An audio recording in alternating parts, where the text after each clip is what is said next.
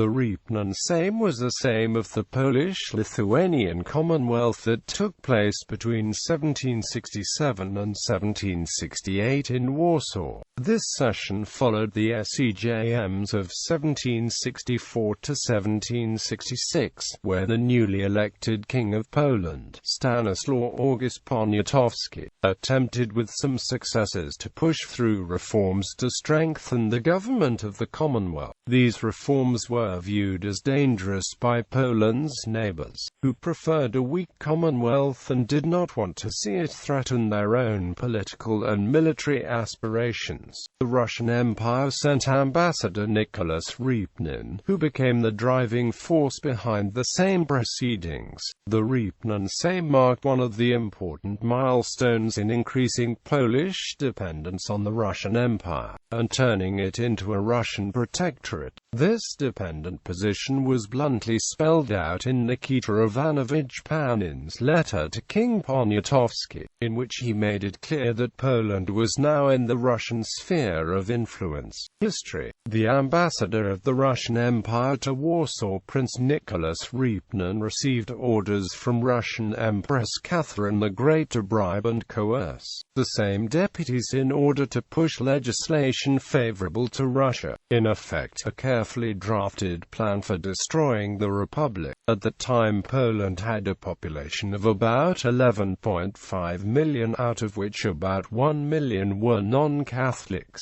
In his preparations, Repnin fostered unrest among the religious minorities, Protestants and Eastern Orthodox, who wanted to have equal rights with the Roman Catholics. Repnin was well aware that a Catholic-dominated Sejm would be strongly opposed to such demands. He also calculated that such a demand itself would make the Szlachta suspicious of all reform, including the recent reforms of King Stanisław August Poniatowski and his supporters from the magnate Czartoryski family. Repnin's calculations were proven correct at the Sejm of 1766, which not only rejected the dissident bill, but repealed all of Poniatowski's reforms.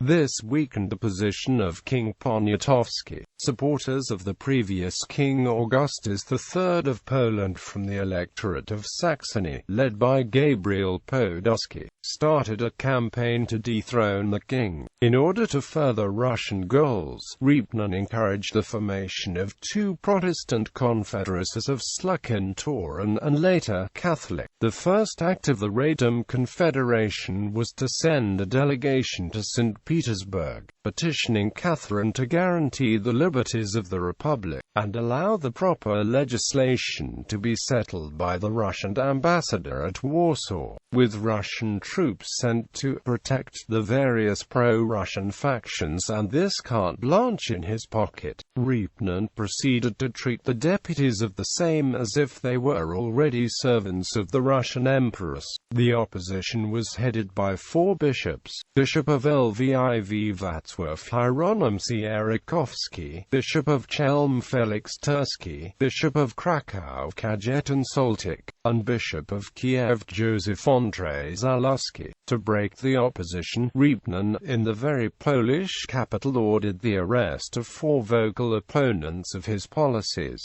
namely Bishops Joseph Andrzej Zaluski and Kajetan Soltik and Hetman Wacław Ruski with his son Surin, all of them members of Senate of Poland. They were arrested by Russian troops on October 13, 1767 and imprisoned in Kaluga for 5 years. Through the Polish nobles that he bribed are threatened by the presence of over 10,000 Russian soldiers in Warsaw and even in the very chambers of the parliament. Repnin, despite some misgivings about the methods he was ordered to employ, de facto dictated the terms of that Sejm. The intimidated Sejm, which met in October 1767 and adjourned till February 1768, appointed a commission which drafted a Polish-Russian treaty, approved in a silent session on February 27, 1768. The legislation undid some of the reforms of 1764 under King Poniatowski and pushed through legislation which ensured that the political system of the Commonwealth would be ineffective and easily controlled by its foreign neighbors. The Liberum Veto, Wolna Elekcja, Neminem Captivabumus rights to form the Confederation and Rockers, in other words, all the important privileges of the Golden Liberty, which made the Commonwealth so ungovernable, were guaranteed as unalterable parts in the cardinal laws. The Sejm, however, also passed some more beneficial reforms. Russia, which had used the pretext of increased religious freedoms for the Protestant and Orthodox Christians to destabilize the Commonwealth in the first place, now had to push those reforms through the Sejm to save face.